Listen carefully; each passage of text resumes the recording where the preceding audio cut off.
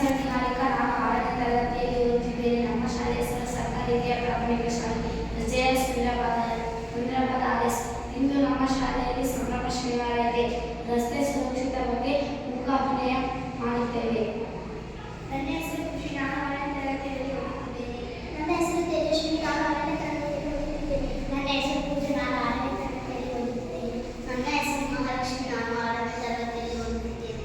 ನನ್ನ ಹೆಸರು ಪಾರ್ವತಿ. ನಾನು 6ನೇ ತರಗತಿಯಲ್ಲಿ ಓದುತ್ತಿದ್ದೇನೆ.